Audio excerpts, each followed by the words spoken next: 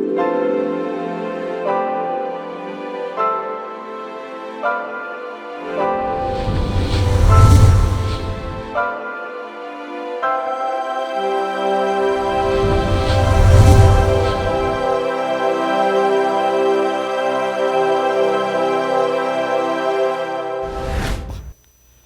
нь тэд нар болохоор зэрэг яах вэ гэхээр гэл нэг бөөнөрөө тэг химэл шүтэн хийцэн юм Мосег сонсох бөөн баяр хөөр болсон байсан Мосе бууж ирээд та нар бурхныг гомдоолоо гэж ингэж хэлсэн. Энэ удаад тэд нар илүү имэйлтэй зүрхсэтгэлээр одоо эзний хуулийг үгийг хүлээжсэн ба.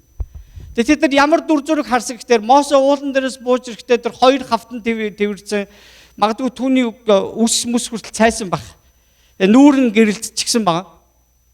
Тэг нүүрэн гэрэлтсэн хоёр хуулийн хавтан барьсан буугаад ирсэн. За энэ үед юу болсон гэхээр энэ ямар дүр зургийг бидэнд сануулдаг гэхээр эзний үг эзнээс авсан одоо эзний сүнс дүүрсэн эзний оршихуйд байсан тэр хүмүүс эзний үгээр гэрэлтнэ гэдэг санаа энд гарч байгаа байхгүй юу. Тэгэхээр таны үг бол миний одоо хүлдэгт инлүү гэж Давид дуулсан байгаа. Эзний тухай хэрэгтэй тэр бол энэ ертөнцид гэрэл гэж хэлсэн байгаа. Есүстэй уулзсан Есүсийн одоо дүр төрхтөр сүр жавхлан хүний биед тэгж одоо хэдэн хоногийн туршид арилахгүйгээр ингээд хүний биес гэрэлтжсэн гэж боддоо. Тэгвэл тэр гэрэл хүний зүрх сэтгэлд оруулах. Тэр гэрэл хүний сүнсэнд ирүүлэх, хүний амьдралыг дүүргүүлээ болох. Энэ бүхлээрээ гэрэлтнэ гэсэн үг. Тийм учраас Есүс хэлж байгаа шүү дээ. Зүрхэн цэвэр ариун хэрвээ гэрлэн зүрхэн дотор нь байх аваас гэрэл дотор нь байх аваас тэр хүний бүх амьдрал гэрэлтнэ гэж хэлсэн ба. Зүгээр хэлсэн үг ерөөсөө биш. За тэгвэл ариун сүнсний талаар юм ойлголтуудыг би та бүхэнд ярьж өгье. За Эхлэл номын 1-р бүлгийн 1-ээс 2 дээр би өнөөдөр нэлээд хэдэн Библийн ишлэл эргүүлнэ. Эхэнд Бурхан тэнгэр ба газрыг бүтээжээ. Газар нь хэлбэржээгүй, хоосон төдийгүй, оёоргүй гүний гадаргууд харанхуй бүрхэж Бурханы сүнс усны мандалтыг үргэлэн хайлж байлаа. Амен. За энд юу гэсэн гэхээр одоо энд гарч байгаа Бурхан гэдэг үг хэрвээ та бүхэн Библийн YouVersion гэдэг нэг юг хэрэгэлдэг бол app-ыг хэрэгэлдэг бол AMP гэдэг Amplified Bible гэдэг тэрнийг нэг хэрэглээд үзээрэй. Тэгээд бид нар олон Библи харьцуулж үзэх хэрэгтэй. Тэгээд одоо зорилгоор өдөрдүүлсэн амьдрал номоор хийж байгаа хичээл дээр та бүхэн хэрвээ тэр гаргаж байгаа слайдыг ажиглах юм бол тэн дээр гарч байгаа Библийн ишлүүд бидний хэрэгжилж байгаа ганц Библитэй маань зарим үг нь тохирохгүй байгаа. Тэгээ анзаарах юм бол Библийн ишлэлийн арталт одоо NIV юм уу, King James version юм уу, AMP юм уу тэрийг ингээд тусгаалan тавьсан байгаа гэдэг та бүхэн анзаарч бол. Тэгээ яг гэвэл их одоо эн чинь Библи чинь бүр олон мянган жилийн өмнө бичигдсэн. Тэгээ одоо хамгийн сүүлд шинэ гэрээ манай эртний одоо 66 он гэхэд бичигдэж дууссан гэж бодвол тэгээ одоо эзэн өгсөн тэр одоо онгод гэх юм уу инспирашнээр дамжуулж бичигдэж үлдсэн гэж бодвол хуучин гэрээ бүр ингээд бүр тэр үчигсэн. Яг одоо Мосогоос ч өмнө энэ болсон үйл явдлыг Бурхан ариун сүнс дотор Мосетой уулзаж байхдаа түүнд илчилсэн байгаа байхгүй. Тэгээ Мосе энэ эхний 5 номыг бичиж үлдээсэн маш ялангуяа Эхлэл номыг. За дүнгууд энэ дээр одоо энэ дээр хэрэгжилж байгаа энэ үг нь одоо жишээ нь манайхаар бол одоо яг юу гэсэн ч утгаар орох хэвээр. Энэ дээр бол Бурхан гэд бичсэн ба. Тэгээ яг их хэлэн дээр болохоор эн чинь Elohim гэсэн үг яг нөгөө бичигдэж байгаа. Тэгээд уг нь бол одоо еврей хүмүүсийн хувьд Бурханыг дуудахдаа одоо ганц тоон дээр буюу L гэж дууддаг байхгүй. Тэнгүүд энэ бичгтээ Elohim буюу одоо хэрвээ зөв махчилж орчуулах юм бол бурхад гэсэн утгаар бичсэн байгаа байхгүй. Бурхад гэдэг. Гэхдээ тэг бурхад гэж ойлгож болохгүй. L гэдэг нь ерөөсө ганцхан тоон дээр л хэрэгэлдэг гэж бол байхгүй. Хэрэгэлдэг нэр. Ганцхан тоон дээр. Тэгвэл одоо бурхнууд гэж болохгүй болчихж байгаа байхгүй. Бурхнууд гэхэр чинь тус нь бичих болж штэ тийм ээ. Тэгээ L гэдэг үг тохирохгүй. Тэгэхээр Elohim гэдэг үгийг одоо яг тэр бурхад гэж байгаа юм шиг бичсэн боловч нэг тоон дээр бичсэн шүү заа. Нэг тоон дээр. Тэгээ олон тоо юм шиг олон бурхтыг дуудаад байгаа юм шиг мөртлөө нэг бурхныг дуудаж байгаа юм шиг тийм онцлогтой юм үгийг хэрэглэсэн байт. Энэ нь юуны тухай ярьж байгаа нэгвэл нөгөө гурвлаар оршигч одоо бидний итгэж байгаа бурхан тийм ээ. Гурвлаар оршигч бурхан. Triune God, Trinity гэж бас ярьдаг. God the Father, God the Son, God the Holy Spirit гэж. Одоо бурхан эцэг, бурхан хүү, бурхан ариун сүнс гэж ийм гурвлаар оршигч бурхан. Яг яаж гэдгийг бол би мэдтэггүй. Бурхан бол сүнсээр оршигч. Тэгээ би танд яг ийм байдаг гэж ингэж тайлбарлаж чадахгүй. Ягдгүй энэ бурхан бүр нэг бидний ойлгоцоос ч өмнө тийм ээ амьдарч байсан учраас, байсан учраас байхгүй. Тэгээ одоо хинч энэ бүтээлүүдийн ямар ч бурханыг бүр тэрч байтгаад бурханд ойр үйлчлдэг тэнгэр элчнэр хүртэл бурханыг яг яаж байдгийг ойлгохгүй, мэдэхгүй. Яг бол бурхан учраас. Тэгэхээр бид нар бас яг энэ яг яаж байдсан бол гэдээ ингээд бодоод бас цагаа өрөөд яхав. Зөв итгэлээр хүлээж аваарэ. Тэр бол үнэхээр яг түүний оршин байгаа гэдгийг бид нар мэдэрдэг. Түүний хийж байгаа зүйлийг бид нар хардаг, тийм ээ. Өнөөдөр бид нар бас бидний анд найз нарын анд нөхдийн маань амьдрал бурхан юу хийсэн талаараа баярлж штэ. Энэ ялч жоохгүй бурханы хуруу байгаа байхгүй юу? Египтийн фарао хүртэл тийм ээ. Энэ бол үнэхээр бурханы хуруу байна гэж хэлжсэн удаа байгаа штэ. Тэгэхээр чи эн чинь юу гэсэн үг вэ? Бурханы оршин бууг хүн мэдэрч болдог. За тэгвэл одоо салхиар үзэх юм бол салхийг бид нар байгаа гэдгийг яаж мэдэрдэг вэ? Мэдэрдэг те. Салхилж байгаагаар нь мэдэрдэг. Ямар нэгэн тоос шороо босгож байгаагаар нь мэдэрдэг. Ямар нэг юм найгуулж хөдөлгөж байгаагаар нь бид нар салхилж гин гэж мэддэг. Гэхдээ салхи яг ямар хэлбэртэй байдгийг харсан хүн байна уу? Яагаад салхи юу ингэж яад юм бол тийм вэ? Тэгээ Библиэлд тэгж байгаа шүү дээ.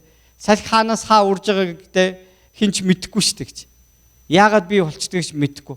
Тэгвэл яг энэ шиг бид нар бурхны талаар буюу ариун сүнсний талаар ойлголт дээр бол бид нар төгс хариултыг олж чадахгүй. Магадгүй мөнхийн улсад maybe магадгүй бүр ерөөсө мөнхөд ойлгохгүй ч магадгүй. Бидний энэ бол ерөөсө хүрхгүй.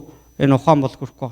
Тэгэхээр ямар ч байсан ариун сүнсний талаар бид нар бас ингээд ариун сүнс ингээл дээ одоо эцэг хүү хоёроос арай жоохон мохон гэж үзэж болохгүй. Яг одоо equal гэж байгаа байхгүй тийм. Бүр энэ тэнцүү. Тэд бол яг нэг бурхан. Би тэд гэж хэлсэн нэг нь уучлаарай. Гэхдээ энэ гурвал бурхан бол яг нэг бурхан ба. Энэ тэнцүү. Тийм учраас Есүс бүр зориуд гэж хэлсэн шүү дээ. Та нар эцгийг намааг те энэ өнгөрсөн цаг хугацаанд хүмүүс зөндөд оромжилсан байж болно. Харин те миний та нарт илгээх эцгээс минь та нарт илгээж байгаа сүнсийг та нар гомдоож болохгүй гэсэн юм. За нэг асуулт гардаг шүү дээ. Бурхны одоо сүнсийг гомдоох гэж юу гэсэн үг юм бэ? Ариун сүнсийг гомдоовол яа гэсэн мөлий? Уучлагдахгүй гэсэн. Тэгсэн мөртлөө одоо Есүс гэж хийн бурхан гэж байхгүй гэдэг ингэжсэн хүмүүс бол уучлагдана гэсэн юм. Яавал Есүс Христэд итгэвэл. Тэгвэл ариун сүнсийг гомдоох нүгэл гэж яг юу хэлж байгаа юм бол? Хамгийн зөвхөн энгийн тодорхой хариулт нэг дуулуургүй байдал. Бурхан бидэрт авралын нэг л зам өгсөн. Есүс Христэд итгэх, тэгээд дагах. Эзний хүслээр амьдрах. Тэгээд ийм л зам өгсөн. Тэгээд би өнөөдөр түрүүн наашаа 66-аар наашаа явж байхдаа яг энэ нэг өнөөдрийн бидний одоо амьдарч байгаа амьдрал нэг юм хоёр өөр тишгээ явж байгаа нэг чигээ урсгалтай хурдны зам гэл ойлгоч. Тэгээд ороод гараал ингээл явж байгаа шүү дээ, тийм ээ. Гэхдээ энэ зам бол нэг чиглэл явж байгаа. Яг бидний явж байгаа зам нэг чиглэл явж байгаа. Бид нар өнөөдөр хаашаа эзний сүм рүү явж байгаа. Тэгээд нэг чиглэл явж байгаа. Өнөөдөр бидний амьдрал бас яг нэг чиглэл явж байгаа. Энэ бол Есүс Христээр дамжуулаад хаашаа явж байгаа. Мөнхийн улс руу явж байгаа. Ийм л зорилго бидэнд байж. Хараа энэ замд Бурхан биднийг игнэгээ бариад, дүрм журамтай хурдаад хааруулад тий хин нэгэнд гай болохгүй шиг бас тэнд бас тэр замыг бусдаагаа шеэрлэх буюу хуваалцаж амьдрах тухай ярьж байгаа. Тэгэхээр яг дуулууртай байдал гэдэг бол Христэд итгэлийн амьдрал маш чухал байгаа. Тийм учраас Есүс бидэнд үлгэр болсон гэдэг бүгдээрээ санацгаая. Иохан Баптист Есүсийг баптизм хийх гээд ирэхэд нь юу гэж хэллээ? Таны шаагаас сурагч тайлах хэрэг надад байхгүй шүү дээ. Харин би танаар баптизм хүртэх ёстой байтал та чинь юу вэ? Надаар баптизм хүртэн гэж юу? Ёстой тийм бүү байг. Харин Есүс юу гэж байна? Яг одоо үүнийг хийх нь энэ зөвийг гүйцэлдүүлэх нь үнэхээр яг хэрэгтэй байна гэж хэлсэн баг. Есүс Тэр өөрөө тэр ямар ч баптизм гэдэг чинь бол нүгэлтэй хүн зориулагдсан байхгүй юу? Баптизм чинь нүгэлтэй хүн зориулагдсан. Нүгэлтэй хүн гимээ гимшиж одоо би бурханд дуулгарлаж байна гэдгийг харуулж байгаа л ёслол байхгүй юу? Тэгээ зарим хүмүүс одоо нөө баптизм хийлэхдээ нэг лам хувраг болчих юм шиг бодоод байдаг үгүй. Баптизм бол ямар учиртай гэхээр ерөөсө нүгэлтэй хүн өөрөө нүглээ гимшиж би одоо христийнх болж байна гэдгийг тунхаглаж байгаа л тийм ёслол байхгүй. Тэгвэл Есүс нүгэлгүй бүртлээ яагаад баптизм хүрсэн гэхээр үүнээс хойш энэ цагаас хойш надад итгэх бүх хүмүүс үүнийг хийгээсэ гэж Есүс дандаа зам гаргаж явсан баг. Есүсийн гаргасан мөрөөр орж явна гэдэг чинь дуулууртай байдал. Тэгвэл энэ дуулуурлалыг амьдралдаа хэрэгжүүлэхгүй тоохгүй амьдарч байгаа бол энэ ариун сүнсийг гомдоох нүгэл байна гэж бид нар ойлгож болно гэсэн.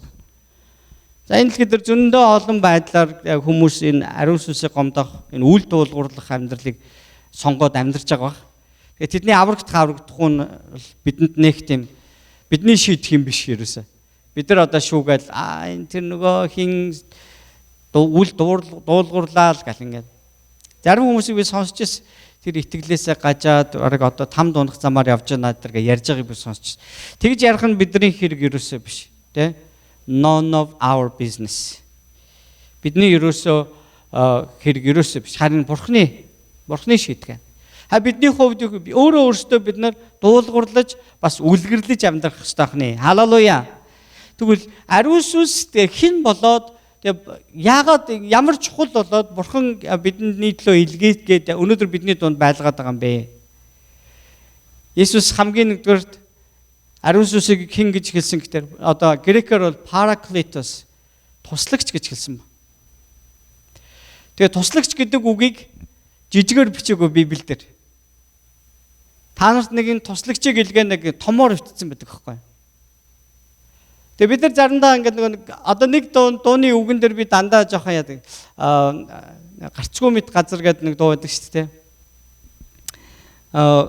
Та миний одоо би та миний хөтөж байгаасаа гэж би хүсэж байна гэсэн тийм утга санаатай орчуулагдах хэрэгтэй. Тэгээ яг манай Монгол үгчийг урт болох дээр юун дээр нь багтахгүйсэн юм байлгүй. Тэгээ та миний хөтөж гэдээ оруулж байгаа хөөхтэй. Тэгээ хөтөж гэдэг чинь үгтэр зарцсан байгаа байхгүй. Тэгэхээр яг ариун сүнс яг бидний зарц байхаар ирээгүй гэдгийг санах хэрэгтэй.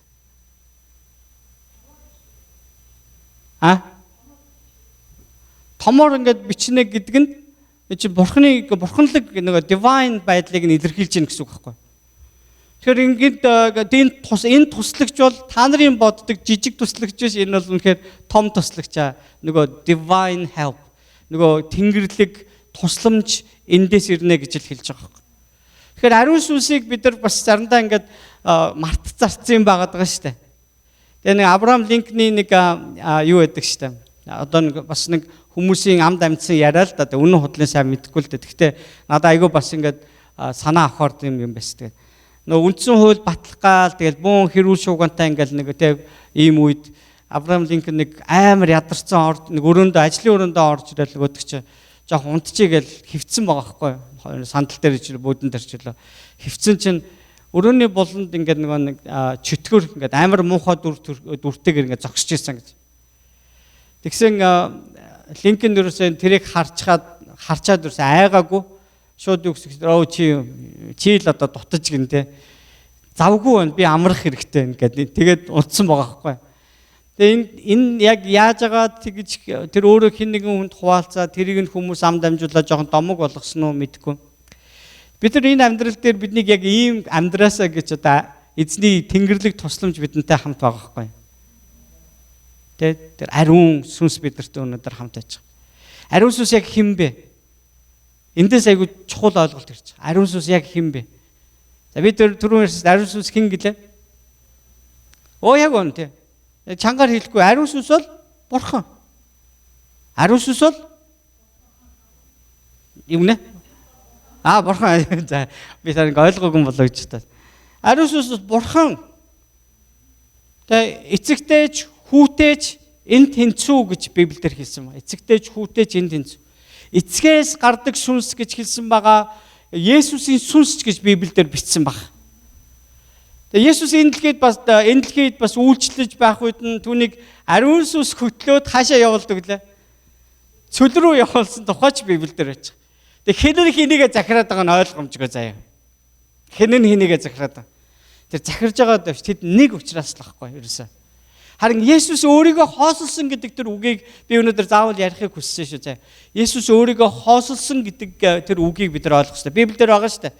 Тэр өөрийгөө биднийг аврахын төлөө хоосолсон юм а гэдэг нь эцэгтч өөрт нь дүүрэн хүч чадал байна. Эзний ариун сүнсэнд ч гэсэн дүүрэн хүч чадал байна. Есүст ч гэсэн тэр бурхны тэр агва хүч чадал байгаа. Тэгвэл Есүс тэр бурханлаг хүч чадлаа энэ дэлхий дээр хэрэглэег байхгүй. Зүгээр л түүнийг ариун сүнс одоо бидний ойлголтоор түүнийг ариун сүнс нөмөрч аваад хүч өгөөл гэд ингэж байгаа нь Есүс ингээд огт хүчгүй байсан гэсэн утгатай ерөөсөө биш шүү. Есүс зүгээр сул дорой хүн байсан гэсэн утгатай ерөөсөө биш. Тэр чинь бурханы хүн шүү дээ. Агуу хүч чадлаар нэг юм одоо тийм мөхөс махан бие дотор оршиж байгаа. Тэгээд хамгийн гол нь Есүс тэр өөрт нь байдаг тэр хүч чадлыг огтхонч хэрэглээгүй гэдэг нь тэр өөрийгөө хоосолсон гэсэн утгатай байгаа. Хүмүүсийн дунд зүгээр л энгийнээр явж байгаа. Яг жинхэнэ төрхөөрөө Есүс хүмүүсийн дундуур авал яана гэж бодож байна. Өнгөрсөн 4 дахь өдөр бид нэр эсийн бүлгийн өдөр тэгээд 10-аад хүн орж ирсэн. Бусад хүмүүсийн 7 хоногт орж ирэх байлгүй дээ, тийм ээ. 4 дахь өдөр болгоны 8:30 минутаас эсийн бүлгийн цаг байгаа шүү. За тэгээд бид нар Ирихүү хотод Есүс орж ирсэн тухай үздсэн баг. Хэрэв Есүс яг жинхэнэ өөрийнхөө хүч чадал бурхны дүр төрхөөр Ирихүүд орж ирсэн бол тэнд байсан хүмүүс захаас авахлал өгнө. Библиэлд харах юм бол тэнд би бурхантай нүүр тулчхаад амьд үлдэж чадлаа гэж үгсэн тэр үг зөндөө байгаа. Зөндөө байгаа. Мосо хүртэл тийм ээ тэр чинь бурхантай их ойрхон байгаа гэдгийг мэдрээд урамшаад тэгээ бурханаас гуйж байгаа шүү дээ. Яг нэг эрх хүүхэд юм шиг те. Таныг нэг харч ил та бурхан минь. Тэгсэн бурхан юу гэж ихтэй. За чи би чамд өөрийгөө ер нь харуулъя. Гэхдээ чи яг миний нүрийг харуул. Чи тэсэхгүй гэсэн. Тэгээд нэг агууд нуугаад би өөрийнхөө гараар чамайг таглахгүй чи тэсч чадахгүй. Эхлээл амар хүчтэй салхи явлаа. Тэн дотор бурхан байсангүй. Маш их дуу чимээ гарлаа. Тэн дотор бурхан байсангүй. Маш их гал ингэж хуу явсан. Амар халуун болсон. Тэн дотор бурхан байсангүй. Харин намуухнаар дуу хоолой ирлээ. Бурханы дуу хоолой байлаа гэж. Энэ юуг илэрхийлдэг гэж? Бурхан яг ингэж бидэртээ намуухнаар л ингэж ярихгүй юм бол бид нар бурхантай нүур тулах юм бол үхэн гэсэн. Нүгэлтхэн ариун бурханы өмнө тэсэж чадахгүй. Бурхан бол тийм агуу нэг. Зүгээр нараар л бодъё л да. Нартаа бид нар тийм ээ одоо энэ дэлхийн маань тийм энэ дэлхийн маань шүү дээрсөө за 1 метр тийм нар руу ойртоход энэ дэлхий дээр юу ч үлдэхгүй. Шатна. Тэр чигээрээ шатна. Тийм учраас бурхан өнөөдөр яг энэ одоо нар болон дэлхийн хоёрын хоорондын зайг нь биднийг амьд байхад хамгийн тохиромжтой яг тэр юм ингээд тогтооцсон байгаа байхгүй. Тэгээд Библиэлд хэлсэн байгаа шүү дээ. Гариг иргсэн бүр далайн энэ хүртэл тийм ээ ингээд татагдсан байгаа. Эндээс илүү хальж болохгүй гэсэн юм шиг яг ингээд тогтооцсон байдаг. Бүх юм хил хязгаартай байдгаа хилээд байгаа нь бурхан үгээр юу гэлчилж яах вэ гэхээр хүмүүс бид бол үнэхээр хязгаартай бид нар мөхөөс бид нар сул дорой бурханы сүр жавхлантай тэр нүүр царайг харуул бид нар үхнээ. Зүгээр бурханы дуу хоолойг сонсож оршихуйд нь байгаад буугаад ирсэн Мосегийн нүүр гэрэлтсэн болол бид нар нүрээрээ харуул бид нар бүр үхнээ л гэсэн үг. Бид нар өнөөдөр амьд байгаагийн шалтгаан юу? Тэр бидэнтэй намуухнаар ярьдаг. Тэр бидэнтэй зүгээр өөрийнхөө үгээр биднийг алчихгүй шиг тийм. Бид нарт яг таарсан хэмжээгээр бидний хам зүрхсэтгэлийн гүнд төр ярихыг хүсдэг баг. Энэ бол маш одоо яаж яах гэсэн үг вэ? Бурхан өөрийнхөө бүр ингээд зөөлөлж өгч гин гэсэн. За өнөөдөр би одоо энэ өнөөдөр ярих сэдв ингээд шивэл зарим нэг газараас уншаал би ингээд сууж явах үед манай 2 хүүхэд төр өрөөнд ингээд тоглож ин л та. Жохон нь одоо энэ чинь ингээд 10 насны зөрүүтэй 2. Тэгээд байж байгаа нөгөө жоохон гал ингээл юм болоод байна. Тэгэл нөгөө ах нь ингээд болохоор чин тэр жоо тааруулаад зөөлөрч байгаа надад сонсогдоод байгаа байхгүй. Тэгээ би бодож ирсэн. Эзэн бидэнд өөрийгөө хэр зэрэг зөөлөлж өгдөг болт юм. Есүсээс л хараа те тэр хүний төрхөөр энэ дэлхийд ирсэн байна л гэж. Бурхан ингээд өөрийгөө зөөлөн хоослон байж ирсэн байна гэсэн үг. Тэгвэл ариун сүнс бол одоо хүний нүдэнд харагдах уудсаар ингээд бас байж болно. Энэ дэлхийг хүч чадлаараа ингээд те хөдөлгөөл өнөөдөр ч гэсэн тэр ажлаа хийж байгаа. Яг түүний ажил бидний нүдэнд ингээд ингээд томоор энд тэнд ч ингээд хийж байгаа ажлууд нь бид нар анзаарч хардггүй гэхээр зарим нь бол үнэхээр бидний ухаан ойлгохгүй зүйл. Харин тэр бидний эргэн тойронд ажиллаж байгаагаа мэдрүүлснээр биднийг илүү хариуцлага руу дууддаг, биднийг илүү бурханд ойрхон байж бас эзний заасан замаар ингэж те одоо дуулуурлан явхад чиглүүлэхийн тулд гэдэг юм. Амен. За тэгвэл God the Holy Spirit буюу Есүс Христийн сүнс тэр ариун сүнс бол бурхан юм аа. За тэгвэл одоо энэ Үлс номын 2 дугаар бүлгийг би та бүхэнтэй уншихыг хүсэж байгаа. Үлс номын 2 дугаар бүлгийн эхний хэсгийг уншихыг хүсэж байна. За энэ Пентекостийн өдөр Иерусалимд маш олон хүмүүс цуглуулчихсан. Одоо баярын өдрүүдээ гүйцээж байгаа.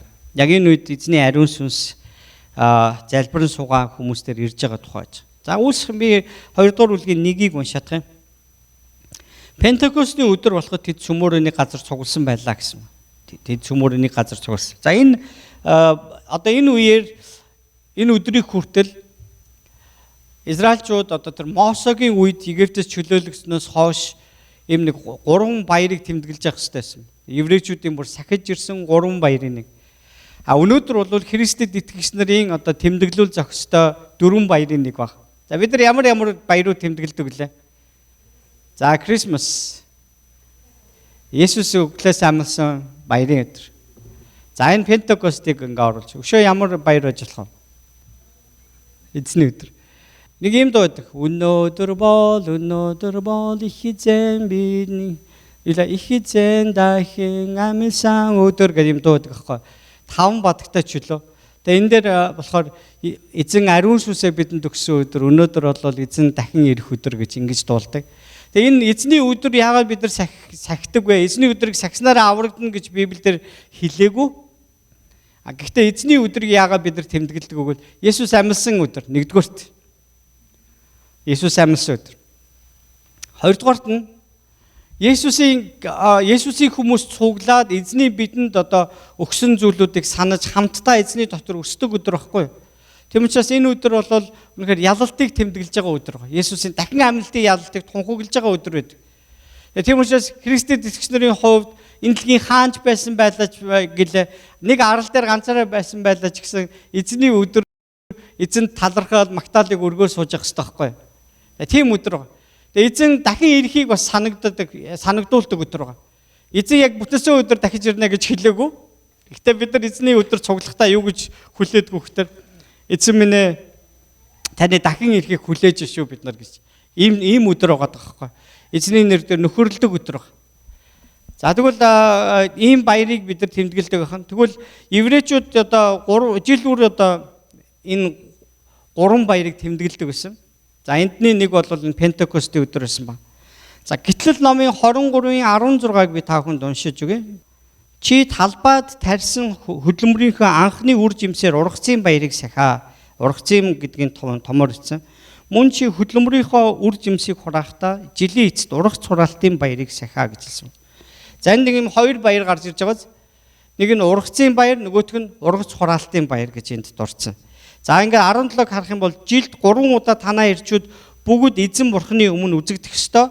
За тэгэхээр 3 дахь хоёр нь юу байгаа вэ? 3 дахь хоёр нь юу лээ? Нөгөө нэг дээгүүр өнгөрөх баяр байхгүй юу? Тэгээ Passover. Дээгүүр өнгөрөх баяр, ургацын баяр, ургац хураалтын баяр гэж тэмдэглэдэг. За тэгвэл энэ Пентекостийн өдөр эзний хууль өгөгдсөн. Одоо хуучин гэрээнд харвал эзний хууль өгөгдсөн өдөр байж байна. 50 дахь өдөр. Тэгээ энэ өдрийг эдгээр ургацын баяр гэж хүлээж тэмдэглэж эхэлж исэн болвол ургац хураалтын баяр гэж дараа нь хийдэг гэсэн. За тэгвэл одоо энэ Пентекостийн баярын өмнө одоо майхан баяр гэдэг тусдаа нэрлэж байгаа жижиг баярууд байгаа нэрлэлцээ. Гэхдээ ер нь бол энэ 3 баярт ингэж зориулсан үйл ажиллагаанууд гэсэн. Тэгвэл одоо энэ Пентекостийн баярын өмнө майхан баяр гэдэг эдгээр яадаг вэ гэхээр одоо нөгөө яг тэр өдрөөс хойш багхгүй юу? Дараа нь бүр нэг юутай болсон ч гэсэн майхан баярыг тэмдэглэж байсан суурин хотод амьдардаг болсон ч гэсэн. Тэгээ тэрнийг бас 7 хоногийн туршид тэд нар ингэж байж баярлдаг байсан ба. За энэ одоо Үлс ном дээр гарч байгаа 2 дугаар бүлэг дээр бурханд итгэдэг Ява бурханыг дээдэлдэг бүх хүмүүс Мосегийн хуулийн дагуу энэ Пентекостийн шинэ дээгүүр өнгөрөх баярыг тэмдэглэхээр ирчихсэн. За тэгэхээр энэ еврейчүүдийн одоо жил бүр тэмдэглэдэг энэ 3 баярын нэг юм аа. Тэгээд энэ бид бүгдийн ч гэсэн баяр хөөртэйгээр тэмдэглэх ёстой өдрүүд юм аа гэж. Тэгээд бид нар Пентекост өдөр яг юу хийх вэ? Магадгүй зарим цуглаанууд янз янзын арга хэмжээ хийдэг байх л та. Гэхдээ бидний хамгийн гол юм бидний зүрх сэтгэлд эзэнд талархлаа өргөх ёстой тийм өдөр ахны. За тэгвэл анхны одоо бэлэгдэл журмаар би хэлж байгаа. Тэг анхны баяр нь бол гим нүглээс өөрсдөө цэвэрлэж бузрыг дундаасаа зайлуулах явдал байсан байна. Анхны баяр. Тэг юу гэхээр энэ нь одоо дээгүр өнгөрөх баярын үеэр хүмүүс гимээ гимшиж тэгээд эзний хэлсний дагуу тэд нар бүгэх ёстой байсан. Хожим нь бэлэгдлэр Христийн дотор бүгж байгаа шүү дээ, тийм ээ, түүний нэгүслийн дотор бүгж байгаа. За тэгвэл хоёр дахь бэлэгдэл нь юу гэдэг вэ гэхээр бусдыг Бурхны хаанчлалд авчирхаар цуглах байсан ба. Тэгэхээр одоо эдгээр энэ Пентекостийн өдөр энэ майхан баярын өдрүүдэд юу хийдэг байсан бэ гэхээр одоо тэр хав ороос өөр үндэстнүүдийн дунд амьдардаг хүмүүс ч гэсэн өөр хэлээр ярьдаг хүмүүс ч гэсэн ирсэн байгаа шүү дээ. Тэгээ эзнийг дээдэлдэг хүмүүстэй хамт тэд нэр зоог байрж энэ өдрүүдийг баярлан тэмдэглэх ёстой байсан ба. Тэгээ энэ шиг бидний хувьд ч гэсэн бас эзний өдрийг тийм ээ одоо бид нар жилд 3 удаа гал энэ баяруудыг онцгойлол бус өдрүүд бидэнд хамаагүй гэсэн үг биш. Эзний өдрүүдэд цуглана гэдэг чинь энэ баярыг тэмдэглэж байгаатай ялгаа байхгүй. Тэгвэл эзний өдөр цуглахдаа бид нар бас бусдыг ч гэсэн Христ рүү авчрах тийм бас зорилготойгоор цугладаг байвал энэ бол яг энэ баярыг зүй өсөөр нь тэмдэглэж байна гэсэн санаа. 3 дахь нь бол Христ бидний дунд оршиж бид түүнтэй хамт байгааг тэмдэглэдэг тийм баярмаа гэж бид нар санах хэрэгтэй. За бид нар одоо Иохны 1:14 дээрээс харвал тэр бидний дунд бидэнтэй хамт байгаа гэдэг бол үнэхээр ерөөл юмаа гэсэн санаагаар хэлсэн байдаг. За өнөөдөр бидний гол анхаарал бол одоо 2 дахь буюу тэр ургац хураалтан дээр бид нар анхаарлаа хандуулах хэрэгтэй юм аа. Ургац хураалтан дээр. Яг тэгвэл эзэн энэ дэлхийд тийм ээ одоо алдагдсныг аврахаар ирсэн гэж Библи хэлсэн байна.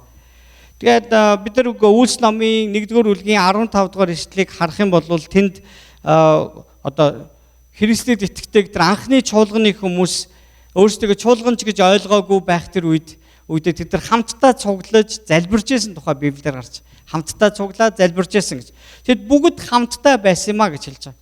Тэгвэл эзний хүмүүс хамтдаа цуглах гэдэг бол маш чухал зүйл. Харин сатаны хийдэг зүйл ямар нэгэн тийм ээ сайн харагдахаар, муу харагдахаар ерөөлтөө чимшиг тэр замуудыг санагдуулдаг Библиэр хэлсэн байгаа шүү дээ. Ерөөлтөө чимшиг замуудыг хүмүүс санал болгоод тэгээд аль болох энэ нэгдэл нөхөрлөлийг салгахыг хүсэж байдаг ба. Бид нар хуучин гэрээний тэр 40 цөлдөг 40 жилийн тэр аяллыг харах юм бол Саул гэвэл тэр өөр үндэстнүүдтэй одоо Израилийн тэр ирчүүдтэй октоудтай гэрлүүлэх гэсэн тийм санаатай тэгээ янз бүрийн довтлогоонууд байсан тэднийг өлсөж үхээсээ бусдын гарт үргдээсээ гэсэн тийм санаа үргэлж агуулж ясныг бүгдээрээ санаа. Тэгвэл сүнслэг ертөнцид бидний энэ нэгдлийн эсрэг Христийн нэрээр цуглаж байгаа нэгдлийн эсрэг сатан үргэлж ажиллаж байдаг гэдэг бүгдээрээ санахад ерөөсөө илүүдэхгүй шүү. Би таныг урамшуулмаар байгаа. Та бол мөнхийн улсын иргэн шүү. Тэгээ битээ санаа зов. Битээ. Тэгээ Библи харах юм бол 40 жил цөлөөр одоо тэгээ ингээл нэг орохоор за майхантай л хүмүүс явж байгаа шүү дээ. Нүүдлийн хүмүүс. Нүүдлэр ингээд 40 жил явна гэдэг бол тэр амар зүйл ерөөсөө биш. Бүр гэдэг те бид манаас бол 40 жилийн дараагт бол нэг сампирчин үстэй. Гэтэл тэд тэгээгүй гэсэн шүү дээ ерөөсөө. Гутлын дээр шахааны үдээс шуврагдаагүй хувцсан ч хуучраагүй. Арайч хөгшрөөгүй гэж хэлээгүй. Хүмүүсийн нас явсад гэхдээ ямар зүйлээр дутаагүй шүү дээ тэд нар. Тэд нар бүр цүлд бүр илүү олон болсон. Хүчтэй болсон. Гим нүгэл үлдээд нөгөө химэл шүтэнтэй зүрхээ холбоцсон хүмүүс тэр цүлд унаж үгсэ гэж хэлсэн байгаа шүү дээ. Египтээс гаргагдах үед тийм ээ одоо үеийн тэр итгэлгүй хүмүүс бүгдээрээ цүлд үгсэн. Тэр ч ятгаа Мосе хүртэл цүлд үгсэн. Харин тэр үеэс нэг 2 хүн л амьд байсан. 80 настай Йошуа Калеб 2. Тэр хоёр 40 жилийн тэр бурхны юу хийдгийг тэр хоёр нүдэрээ үтсэх хоёр. Тэр хоёр өөрсдөө мэдж байгаа. Бид чинь бурхны хүмүүс гэдгийг маш их сайн ойлгосон хүмүүс аахгүй. Тэр зэрэг өнөөдөр бид таныг бас маш их тийм урам зоригтой байгаасаа гэж. Бид бол мөнхийн улсын иргэд бурхантай хамаатай хүмүүс юм. Амен. Тэгвэл эзний хүмүүс хамтдаа байна гэдэг бол энэ бурхны маш дуртай зүйл. Харин сатаны дургүй зүйл. Энэ нэгдэл нөхөрлийн эсрэг ямар юу ч чиглэсэн байлаа. Би таныг сонголтоо бурхны талд үргэлж хийгээсэ гэж хүсэж байгаа. Бурхны чуулганыг би хайрлаасаа гэж хүсэж байгаа. За энэ эзнийг Христийн бие шүү дээ, тийм ээ. Христийн биеийг хайрлаарай гэж хүсэж байна. Энэ дэлхий дээр янз бүрийн чиглэл, урсгал, нэг үжил баримтлал, номлолын янз бүрийн ялгаанаас болоод хүмүүс сүм чуулганаас айгүй их явдаг. Сүм чуулгангүй хүмүүс зөндөө явдаг. Библи олон газар хэлсэн. Монгол үгэнд ч хүртэл ганц хүн айл болохгүй. Тэгээ ганц мод юу вэ? Гал болохгүй. Дангаараа байвал амархан тасарна. Гурвалсан гурваар сүлжсэн олс яана гэсэн мэлээ. Тийм амар тасрахгүй шүү гэсэн. Эзэн тэгээд бүр хэлсэн шүү дээ. Миний нэрээр дор хаяж 2 3 хүн цуглархад би тийнд байна гэсэн. Энэ нэгжил нөхөрлийн тухай яриад байгааз. Тэгвэл тэр нь 300 хүн цуглуул яах вэ? Тэнд 3000 хүн цуглуул яах вэ? Энэ бол төв байж байгаа байхгүй юу? Энэ газарт үнэхээр өөрчлөлтүүд ирж байгаа байхгүй юу? Эцэг 2 3 хүн цуглахад л тэнд байгаа бол 30 хүн байвал 300 хүн байвал 3000 хүн байвал 3 сая хүн байвал яах вэ? Эзний гайхалтай ажил энэ газарт үнэхээр хаасаагүй байна гэсэн. Нэгдэл нөхөрлөл гэдэг бол маш чухал зүйл шүү. Амен. Бурхны сүнс өнөөдөр таны дотор байна. Бид нар Үлс намын 2 дугаар бүлгийн 2 дугаар ишлэгийг харах юм бол энд эзний сүнсний талаар ярьсан байгаа. Хүчит хуу салхи мэт чимээ тэнгэрээс гинэт гарч тэдний сууж байсан байр бүхэлдээ үүнд автжээ гэж хэлсэн. За энэ дээр ариун сүнс таны дотор байгаагийн тэр эзний хүмүүсийг дүүргэж байгааг нэг бэлэгдлэнд гарч байна. Энд ариун сүнсний тухай ярихдаа хүчит хуу салхи мэт гэж хэлсэн ба. Түүнээс заримдаа бид нар андуураад эзэн бол салхи маа гэдэг ингэч гээд. Бүр тийм буруу урсгал хүртэл гарч ирсэн байхгүй юу? Эзэн бол салхи штэ гэж ингэж яддаг. Үгүй салхи гэдэг чинь зүгээр энэ дэлхийн дээр байгаа байгалийн үзэгдэл бурхан харин үүнийг ашиглаж яасан байна. Хүчит хуу салхи мэт яг хүмүүс ямар нэг юм болох нь гэсэн ийм юу гэж байгаа анхааруулга гэж. Мөн тэд нар нүдэрээ юу харсан гэхээр ийм гал шиг зүйл ингээд салбарлан хуваагдсан тухай гарч байгаа. Гал шиг зүйл салбарлан хуваагдсан. Тэгээ энийг болохоор хүмүүс юу гэж боддог гэхээр ингээд Петр дээр амар том гал Йохан дээр амар том гал хайртай дагалдагч дээр нь те. Тэгээ эргэлзээдсэн Томос дээр нэг жижигхэн гал байсан ингээд бодох гээд байдаг. Энд хүв болгон дээр ингээд адилхан хуваагдаж ингээд салбарлаж ингэж тэр гал салбарлсан гэж хэлж байгаа нь яг адилхан өгөгдсөн шүү гэж хэлж байгаа байхгүй юу. Тэгээ хүмүүс энэ дэлхий дээр нэг ариун сүнсний бэлгийн авьяасын талаар аюу хуваагддаг. Тэгээ ямар бэлэг авьяас хүмүүст их таалагддаг вэ? Идгэх бэлэг авьяас биш үү? Хүн идгээгээл тэнгууд хүмүүс шүтэл наач шүү дээ. Гэтэл энэ ариун сүнснэл хийж байгаа ажил шүү дээ. Тэгэл өөр иш үзүүлэл юм иш үзүүлгийг бид нар зөгнөл гэж ойлгодог дандаа. Гэтэл Библиэс харах юм бол иш үзүүлэг гэдэг чинь өгөгдсөнийг дамжуулж байгаа хүнийг иш үзүүлэгч харин тэр иш үзүүлэг нь өөрөө айгүй чухал байхгүй. Тэг иш үзүүлэг нь өөрөө айгүй чухал. Харин Библиэлд 2 янзын иш үзүүлэгчд байж байгаа тухай гарч байгаа. Зарим нь яг бурхны өгөгдсөнийг хэлдэг.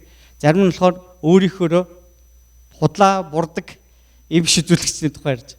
Тийм учраас Есүс болгоомжл гэж хэлсэн ба. Болгоомжл гэсэн. Христ ягаад ч юм ингэж хэлсэн. Энд Христ байна. Тэнд Христ байна гэдэг хүмүүс яриад эхлэх бий. Тэр нь бити хуртаараа гэж. Бага газараа байж хийх ёстой зүйлээ хий гэсэн санаагаар Есүс хэлж байгаа гэсэн. Олон номлолын салхинд бити ингээд туугдаад байгаараа гэж хэлсэн ба. Одоо онлайнаар ингээд өчнөө төрлийн юм явж байгаа. Бид нар ялгахад амар хэцүү. Тэгээ юуг бид нар юунаас дээр тавих вэ? Би одоо ингээд аягүй сайн номлогч нар байдаг. Бид гэхдээ бүгдийг өдөр болгон сонсдоггүй. Ягаад тэд нар зүгээр Библийн үгийг, Бурхны үгийг аваад ярьж байгаа хүмүүс болохоос би ч гэсэн ялгаагүй шүү дээ. Зарим хүмүүс намайг гайгүй номлоод байдаг гэд хэлдэг. Үгүй тийм биш. Библи өөрөө тийм шүү дээ. Энэ Библийг тэр чигээр ингээд ярина. Ямар ч хүн ярьсан байл. Өнгөрсөн тоног яагаад 4 номлогч энэ дээр гарч ирээ номлосон гэж бодож байна. Нэг хүн 40 минут 1 цаг яриул илүү ашигтай биш үү? Яагаад 4 хүн гараад би та хүнд үнэхээр бас үзүүлэхийг хүссэн. Бүгдээрээ өөр ярьдаг. Бүгдээрээ өөр юм зан чанартай хүмүүс. Тэгээд энэ аль нь чадвартай чадваргүй гэж юусоо мэддэгдэхгүй.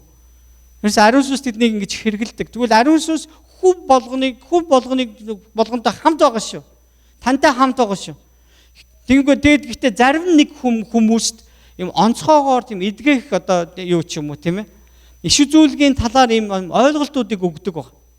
Энэ зүгээр нэг тийм үйлчлэлийн төлөө өгөгдсөн байдаг. Түүнээс ямар нэг байдлаар тэр хүнийг онцгой болгохын төлөө өгөгдөг байгаа. Тэгвэл Библиэлд хэрвээ энэ тийм чухал байсан бол нөгөө нэг Коринт дээр дурдсан тэр 5 том юм үйлчлэлийн бэлгүүд байгаа шүү дээ. Тэн дотор орох байсан байхгүй юу? Байхгүй. Энэ зүгээр жижиг дагалдсан бэлгүүдийн тухай ярьсан баг. Тэнд нөгөө нэг онцлсон тэр одоо бэлэг үйлчлэлийн тэр үйлчлэлүүдийг юу гэж хэллээ? Одоо хончин, багш, сайн мэдээ тарагч, үйлчлэгч, элч. За элч гэж ямар хүн юм бэ? За ер нь ингэ бодчвол амар амархан шүү заа. Юу гэхээр 12 элчил байсан шүү дээ. Есүсийн сонгосон. Тэгээд дараа нь харь үндэстэн сайн мэдээ тараах нэг л элч байсан. Хэн бэ? Паул байсан. Өөр элч байхгүй шүү. Зүгээр элчийн үүрэг байдаг. Одоо шин би энэ одоо Вашингтон сүмд байгаа энэ хоом пастрын талаар би бодохдоо тэгж боддог байхгүй. Тийм элчийн бэлэг авьяастай. Элчин дээр одоо бас сайн мэдээний бэлэг авьяастай. Тэгээ ингээд юу яагаад явах юм бол энд очиж сайн мэдээ тараагаад байгаа тэр нэг сайн муу ярьж байгаа нь юу ч хамаагүй. Амар олон хүн ингээд тэр даруй Христэд итгээл те цуглаан бий болд ингээд хартна. Тэгээ ингэснээр энэ хүн агуу хүн үү? Танаас агуу хүн үү? Та айгаад байгаа байхгүй те. Үгүй гэлчээр болохгүй. Ингэснээр тэр хүн бусдаас агуу гэж байгаа утгатай ерөөсөө биш байгаа. Тэгэхээр зэрэг ойлгоорой тэр үндсэн үйлчлэлийн 5 зүйл бол бусдаасаа илүү арай онцлож хэлэгдсэн байгаа ш. Утга учиртай, илүү утга учиртай, цар хүрээтэй үйлчлэл бүр ингээд заавал байх ёстой гэсэн санаагаар гэсэн. Бусад дагалдах бэлгүүдийн талаар ярихдаа энэ сүм чуулганыг босгон байгуулахын төлөө өгөгдсөн байгаа гэж хэлсэн байна. Гэтэл зарим хүмүүс үүнийг яаж ашигладаггүй бол сүмээс ургаж хураах гэж ашигладаг. Би гамбаагийн толгойг тархинд би яриад чи наад энэ талаар ярьдаггүй гэдэг сүмээсээ чи гарч аач чи жинхэнэ одоо яг бурхны чамааг бий болгож байгаа хүн болно. Би ийм 29 жилийн турш үзэж байгаа байхгүй. Тийм учраас би ерөөсө тоодгүй. Энэ бол хизээч ажилдаггүй. Хүмүүс яг тасраал автаал ингээл явж л байдаг. Битээ тэр санаа зов. Харин тэр хүмүүс эзний өмнө хариуцлага хүлээн яагаад гэвэл чуулган бол Христийнх шүү дээ. Энэ миний ямар өмч юм уу? Яг надад хариуцуулж өгсөн гэж хүмүүс хэлж байгаа. Би шууд л энэ миний юу биш шүү дээ. Би биш шүү дээ. Тэгэхээр би тавхныг юу гэж сануулад байна вэ? Библийн талаар бид нар зөв ойлголттой, зөв зарчимтай байгаад автах хэрэггүй юм аа.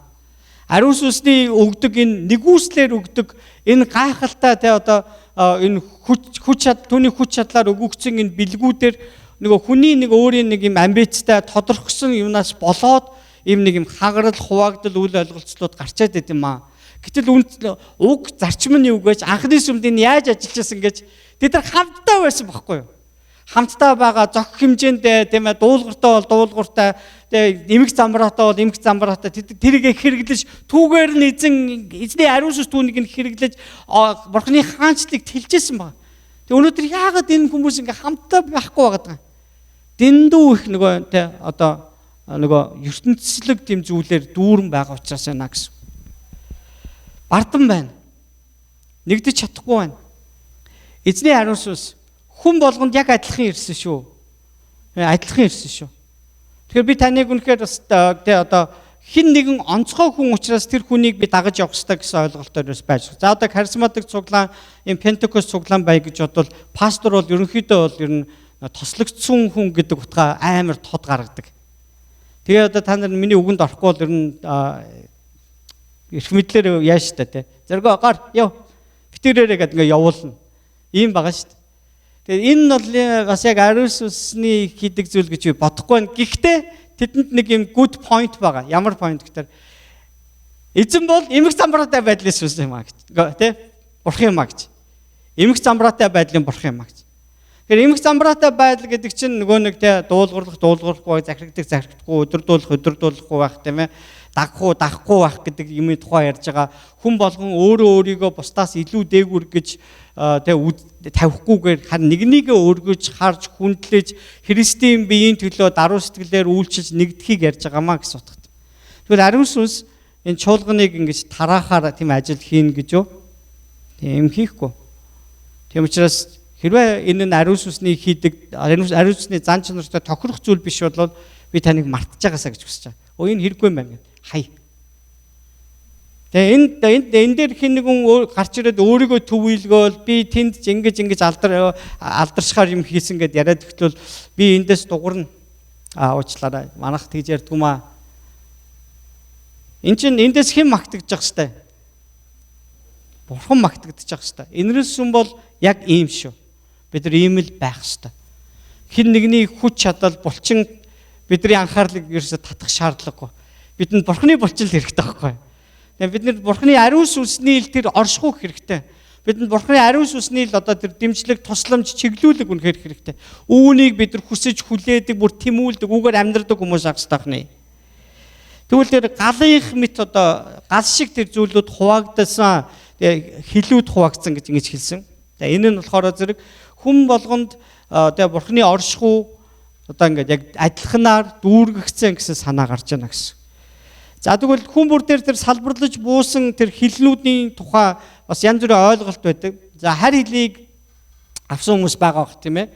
За харь хил авсан хүн байна уу залбирлынхаа үеэр тийм. Харь хил авсан хүмүүс байгаа бох тийм.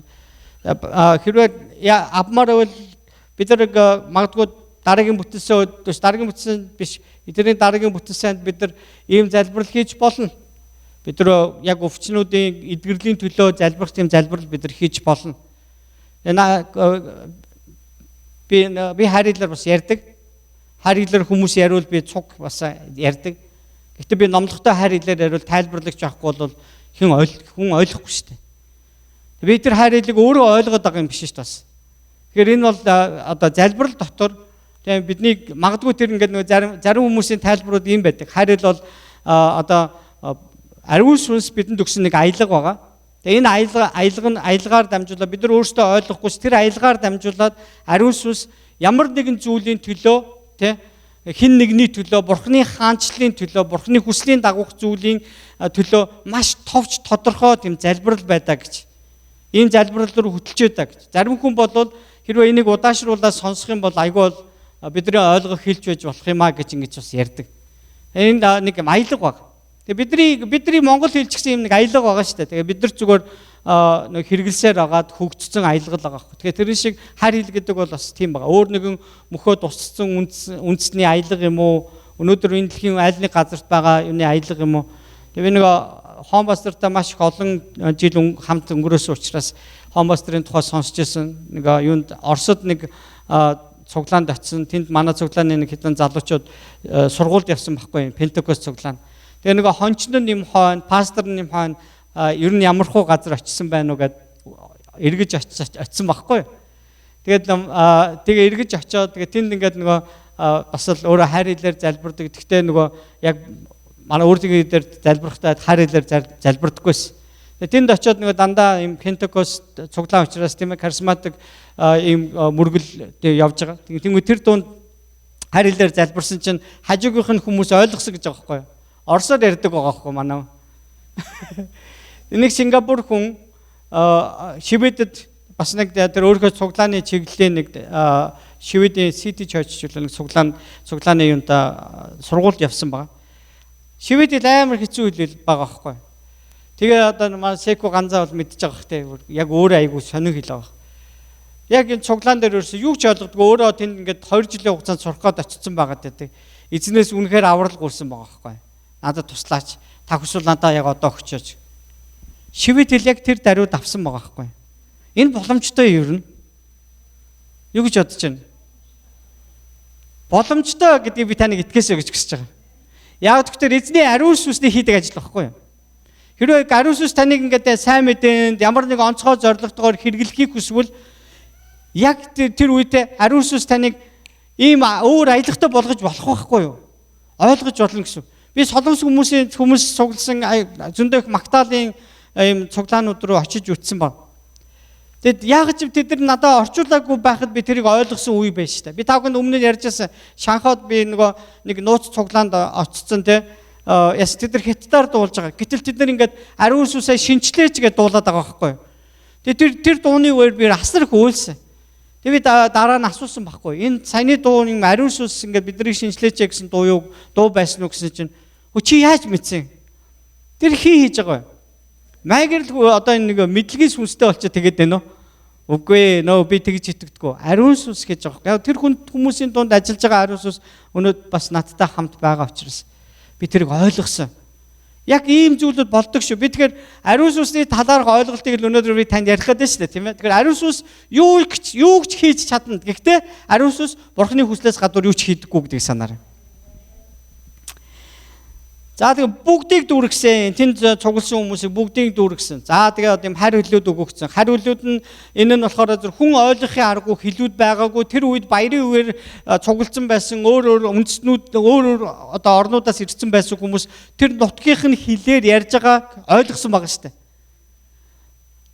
Тэгээ нэг Америк канон дээр ингээд нөгөө айгүй гоё оролцоо яадаг шүү дээ. Нөгөө тий Есүс канон дээр нөгөө харь хил авсан чинь ингээ Испаниар, Португалаар ингээд залбирж байгаа байхгүй. Тэгсэн тэнд байсан хүмүүс ойлгож байгаа байхгүй.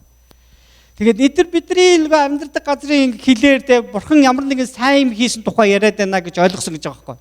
За харь хилний зорилго энд гарч ирж байгаа. Ургац хураалтын зорилго байдаг гэсэн шүү дээ Пентекост чинь. Тэгээ өөрөөр хэлбэл энэ харь хил хэн нэгний сүнсний авралын төлөө залбирч байдаг. Бурханы хийсэн агуу үйлсийг тунхаглах зорилготой байдаг. Заримдаа бид нар өөрсдийнхөө монгол хэлээр ярихад хэцүү тийм сүнслэг тэмцэлд орох үед харь хэлээр залбирахад тэр харь хэлний хэл маань тэр аялга маань юуг тунхаглаж яадаг гэж Есүс Христ загалмаа дээр энэ хүмүүсийн төлөө цовдлогдсон тэр үхлээс амилсан тэр өнөөдөр мөнхөд амьд байгаа гэдээ тунхаглаж яадаг байхгүй. Тэгэхээр зэрэг Есүсийн нэрээр тунхаглагдаж байгаа тэр гэрчлэл нь яг тэр газрыг хүлсэн тэр одоо тэр сатааны тэр хүлээсийг тайлагдахад тусалж байна гэсэн үг байхгүй. Гэхдээ бидний залбирал гэхээсээ илүү Бурханд ингэж хандаж байгаа дээ. Тэгээ Бурханы сүнс үүнийг ашиглахыг хүсдэг. Тэгээд эзний хүслээр тэр газар чөлөөлөлт тэгж ирдээмаа гэсэн санаа. Тэгэхээр зэрэг харь хэлийг бид нар ийм зорилготой хэрэглээрээ тэгэхээр харь хэлний зорилго нь жигжээгчийг өөрчлөхийн төлөө энэ биш шүү дээ. Тэ. Харин харь хэл бол зөвхөн эзний хүслээс гадуур зүйлийг хийх зориулагдаагүй. Хэн нэг би өөрөө удирдахад бас зориулагдаагүй. Энэ нь хэн нэгний авралын төлөө Бурханы хийж байгаа агуу үйлсийг тунхаглахын тулд өгөгдсөн хэл байна гэсэн. Зорилго нь энэ байна гэсэн. Халелуя. Амен. За тэгээд ингээд ариун сүнс үүнээс хойш ингээд дагалдагч нартай ингээд үргэлж хамт байсан тухай Библиэлд гарч байна. Үйлс номын 9-р бүлэг дээр харах юм бол тэд эзний ариун сүнсээр дүүрэн байлаа гэж хэлсэн байгаа. Мөн бас эзний үгийг тунхагласан байна. Тунхаглахад эзний ариун сүнс бас дүүрэн байсан тухай Үйлс номын 4:8 дээр харах юм бол Петр одоо ялла нэг Юудын шашны төр зөвлөлийн өмнө ирээд маш зоригтойгоор тунхагласан. Хүмүүс бүгдээрээ гайхсан. Тэнд байсан хүмүүс. Эдгээр чи зүгээр нэг жирийн мэдлэг боловсралгүй нэг загасчин магасчин юрдийл хүмүүс ээ штэ. Нөгөө нэг ordinary people гэж ярьдаг штэ. Юрдийн зүгээр жирийн ард иргэд мөртлөө яаж ингэж мэдлэгтэй ийм хүчтэй ярьж чадаж байна. Энэ хэн байсан бэ? Ариун сүнсний хийсэн зүйл ахны. Халелуя. Яагаад Бурхан ариун сүнсийг ингэж хэрэглэхийг хүссэн юм болоо? Яагаад? Хүмүүс юм зүгээр тодорхой зураглал үзүүлж ариун сүнс өнөөдөр хамт байна гэдэг нь Бурхан зөвхөн ариун сүнс хамт байна гэсэн утгатай биш шүү дээ. Бурхан бидэнтэй хамт байна гэж хэлсэн. Тийм ч учраас Иммануэль гэдэг нэр хэрэглэгдэж байгаа. Халелуя. Тэ? Эзэн алдарших болтугай. Христийн төлөө гэрчлэхэд ариун сүнс биднийг хүчжүүлдэг баг. Тэгээ би даахынд бас энэ 2 дугаар бүлгийн 12-оос 15-ыг уншиж өгье. За одоо ингээд Хүмүүс нөгөө нэг харилаар тэд нар яриад эхлэнгүүт нөгөө хүмүүс нь тэр хавьд ингээд сонссон хүмүүс чимээнээр хурж цугалчаад тэд нар юу бурхны талаар нэг гайхалтай зүйлийг яриад байна гэдээ ингээд ойлгож явах яг тэрүүд зарим нь тэд нар энэ амтад дарсан цогцсон байна гэж. За яг одоо нөгөө усан үзмийн хураалтын үе яж. За ингээд дарсан цогцчихжээ гэж ярьж байна. Тэгээ шоолсон гэж байгаа байхгүй зарим. Тэгсэн чинь Петр нөгөө нэг хүмүүсээс айгаад ингээд явж исэн хүн чинь яасан. Маш зоригтойгоор босоод ирсэн. Тэгээд Юудэ ирчүүдээ Иерусалим бүх оршин суугчдаа үүнийг та нар мэддэг үгийг минь сонирддгүй. Та нарын бодсончлон эднэр цогтуу үшээ. Тэгээд ч дөнгөж өдрийн 3 дугаар цаг болж штэ гэж. За одоо энэ үед одоо Библийн ишлэл байна. Энэ Йоэл номны 2 дугаар бүлэг дээр гардаг юм иш үзүүлгийн үг байгаа. Энэ нь иш үзүүлэгч Йоэлоор дамжуулан Бурхан айлдахдаа. За одоо нөгөө нэг ердийн одоо иргэн Петр эзний ариун сүнс дотороор Бурханы үгийг аван ярьж байна гэсэн үг шүү дээ. Энэ ариун сүнс ингэж ярьж байна гэсэн. Бурхан айлдахдаа эцсийн өдрүүдэд би сүнсээ бүх махбод дээр сутгана. Хөвгүүд охид чинь иш үзүүл, залуус чинь үзэгдэл үзэн, хөгсчүүл чинь зүү зүүдлэх болно. Эр эмгэлгүй боолуудынхаа дээр за нөгөө нэг бүгд нь энэ тэнцүү буусан тухай ярьж штэ. Эр эмгэлгүй гэсэн байгаа байхгүй. Тиймээ түүнээс ингээд нөхөр нь болохоор зоргоо дээр илүү одоо зулаа дээр жоохон баг бууцсан гэсэн утгатай ерөөсөө биш яхна штэ. Эр эмгэлгүй боолуудынхаа дээр тэр өдрүүдэд би сүнсээ цутгана гэж томоор үтсэн байна. Тэд иш үзүүлэх бол би дээр тэнгэрт шаван ёр доор газар тэмдгүүдийг өгнө. Энэ нь цус гал суунаглах хутаа билээ. Эзний агуу цог завхланд өдөр ирэхийн өмнө нар харанхуулж сар цус мэт болно. Эзний нэрийг дууддаг бүхэн аврагдах болно гэснээр болжээ гэж хэлсэн байна. За тэгвэл нөгөө нэг ердийн нэг жирил нэгэн Петр загасчин ариун сүнс дээр дүүрсний дараагаар тэр маш зоригтойгоор гэрчилж байна. Ингэхдээ тэр израильчуудын еврей хүмүүсийн мэддэг тэр хуучин гэрээний үгийг авжгаад тунхаглаж ярьж байна. Энэ зөвнүүд яг энд би илж байна гэж хэлж байна гэсэн. Энэ ойлголт хинээс ирсэнгүүт ариун сүнснээс ирсэн байна. Иш үзүүлэг энэ иш үзүүлэг бас бидэнд өгөгдсөн бэлэг юм шүү гэдгийг сануулж байгаа. Ариун сүнс яг бэлэг шиг цутгана гэж хэлж байгаа байхгүй тий. Тэгээ бурхан өөрийнхөө энэ хүчрхэг ариун сүнсийг бидэнд бэлэг шиг цутгаж өгсөн байх нэ. Халелуя. Та нар ингээд бодоод үзтээ энэ бүр за нэг цэвэр усныг савруу нэг цэвэр сүү нэг савруу хийх гэсэн чинь нөгөө сав чинь ингээ гадна тал матан ингээ аимшигын муухай байна гэж боддоо. Амар муухай байгаа байхгүй. Тэгээ та тийшээ сүү хийх үү? Яах вэ?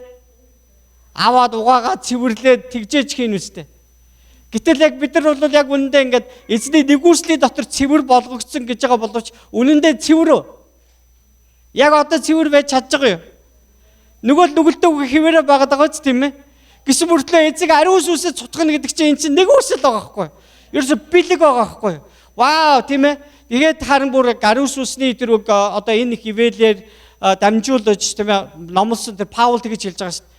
За тэгтээ анд нөхдөм минь. Нүглийн бие дотроо бид нар зовж байгаа хэдэж би та нарыг ингэж бодоосоо гэж хүсэж байна. Яг ийм зүйл болцсон шүү гэж. Юу гэж?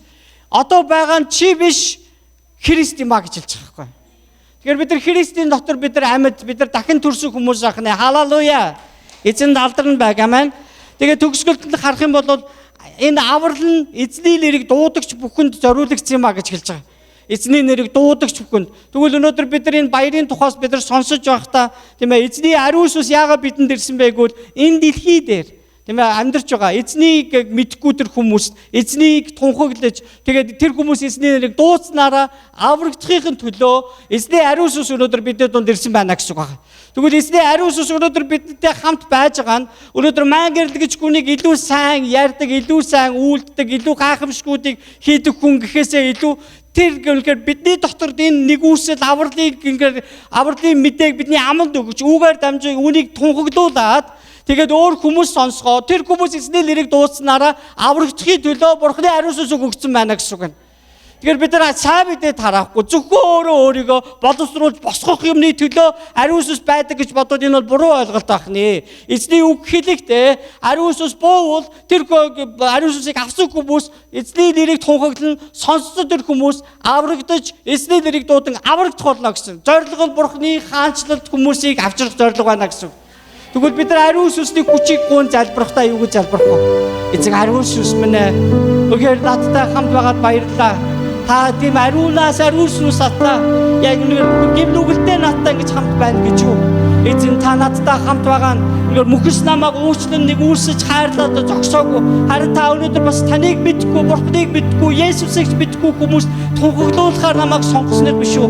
Эзэн би танд хэрэглэгдмээр. Би өөрийнхөө амийг боддог нэг биш, би өөрийгөө бусдад хувааж өгдөг Христ надад нэг байхыг хүсэж байна.